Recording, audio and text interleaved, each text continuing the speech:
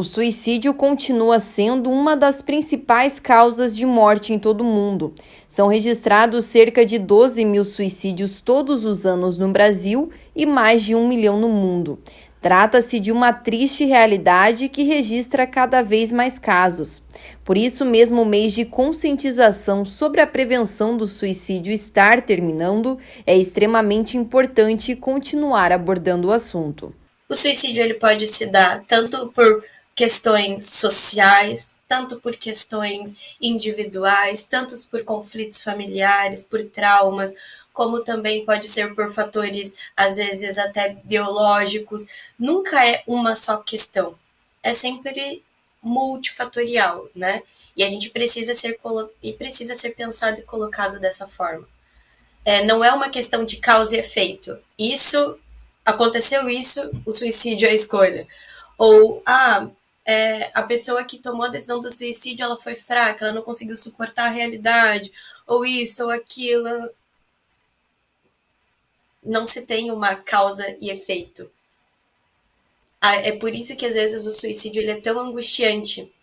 O que leva uma pessoa a chegar à conclusão de que não vale a pena viver? Apesar dos mitos envolvendo o tema, a prevenção ao suicídio avança. Na década de 80, um estudo nos Estados Unidos afirmava que essas mortes poderiam acontecer por imitação. E esse trabalho reforçou a ideia de que não se pode falar sobre o assunto. Mas mais de 30 anos depois, a Organização Mundial da Saúde vai na direção contrária, dizendo que sim, precisa-se falar sobre o suicídio. Os especialistas na área alertam que não é proibido falar, só não pode se falar de forma errada. Não colocar da maneira como foi feita, não existe também uma certa romantização do suicídio, né? Até porque em várias pesquisas trazem muito a questão de que aquele que morre, na verdade, que se mata, ele pode também estar querendo existir, mas existir de outra forma, né? Então, todas as vezes aquele reconhecimento, aquela questão de parece que a pessoa muda quando cometeu o suicídio, né? Existe uma pena da sociedade, existe, né, uma sensibilização de um campo que às vezes pode não ser tão saudável, mas ao mesmo tempo também tem a questão de que tentam silenciar demais e aí mais uma vez a gente não dá voz àqueles que tomaram a decisão do suicídio. É importantíssimo falar sobre suicídio, é importantíssimo falar sobre essa possibilidade, mas existe uma certa cautela, existe um certo cuidado, porque é um assunto delicado e a gente nunca sabe, a gente não tem controle do que a gente fala como chega no outro. E é por isso que nós temos que ter muita responsabilidade daquilo que falamos. A família também consegue perceber alguns sinais. Às vezes, quando a pessoa chega se suicida, a família recebe, ou até mesmo amigos, pessoas recebem a informação, falam, mas o que aconteceu? As pessoas deram sinais. Você poderia falar um pouquinho melhor quais sinais os familiares podem começar a observar? Às vezes, poxa, será que o meu familiar não está enfrentando uma depressão, não está com pensamentos suicidas? E de que forma, então, os familiares podem ajudar assim que identificarem esses pensamentos? Bem interessante isso, tá? Bom, quando a gente fala sobre o falar, eu acho que é até importante trazer isso de que as pessoas às vezes têm medo de serem diretas, né? No sentido de. E é isso que às vezes a gente precisa, de falas mais diretas. Você tem desejo de tirar sua própria vida? Você pensa em morte? Como que está sendo isso para você? Você está bem mesmo, né? E ter diálogos mais abertos e mais diretos, para que de fato você tenha compreensão, porque às vezes fica muito nas entrelinhas, a família não tem coragem de perguntar, o sujeito também não toma a iniciativa de falar. E aí é onde a gente vai abafando e silenciando ainda mais a voz daquele que sofre. A questão é que as pessoas podem dar vários sinais, ou até mesmo não dar tantos sinais assim, porque o suicídio, como eu falei, ele é heterogêneo, ele pode vir de uma impulsividade, de um negócio momentâneo, aconteceu agora, eu vou lá, enfim, né? Como ele também pode ser algo muito bem pensado, planejado e afins.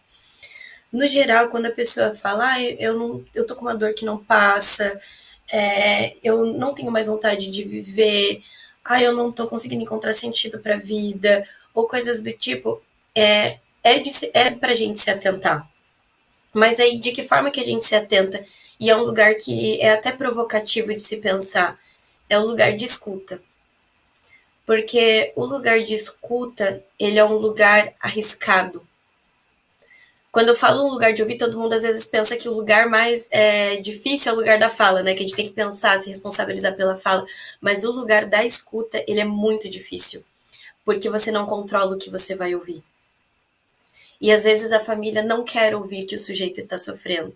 Às vezes a família não quer sim, a família, amigos, pessoas próximas, tá? As pessoas às vezes não querem se implicar com a responsabilidade que se há sobre a vida de um outro. Então elas não querem ouvir que essa pessoa está sofrendo, as pessoas não querem ouvir, até porque pode trazer implicações para elas mesmas. No sentido de, fulano tá com desejo de matar, será que isso não implica no meu próprio desejo de também fazer isso? Se fulano tá falando que a vida dele tá sofrida, será que isso não implica no próprio sofrimento que é a minha vida? Ou como é que pode, né? Tem de tudo, isso e aquilo, como é que não tá bem? Então quer dizer que é possível não estar bem mesmo quando se tem tudo aos olhos do outro? Entende o quanto isso é delicado, o lugar de escuta? Porque, no geral, eu ouso dizer que quem tem. Quem flerta com o suicídio tem muito a dizer. Isso significa que temos muito o que escutar. O sofrimento que leva ao suicídio pode afetar qualquer pessoa. Não escolhe cor, sexo, raça, origem, cultura, idade ou classe social. Por isso, quem está sofrendo de alguma forma deve procurar ajuda. Não fica sozinho. Você está pensando em tirar a própria vida ou tudo mais? Vamos buscar ajuda, vamos buscar recurso, vamos comunicar. Né? Se não se sentiu acolhido, primeiro com as pessoas que são próximas a você, talvez que tenham alguma confiança de alguma forma, se não se sente acolhida, né? Por exemplo, família, dentro da escola com amigos, ou até mesmo professores, enfim, comunicar. Outro ponto também é buscar ajuda nas redes de saúde. Temos o CAPS, temos um postinho mais próximo da sua casa. Temos também o 188, que é um disque que é em relação à valorização da vida, mas sempre buscar essas relações, buscar não estar sozinho nesse momento. Buscar estar compartilhando, buscar ser escutado de alguma forma. Mar Azul informando uma região de mais de 1 milhão de catarinenses.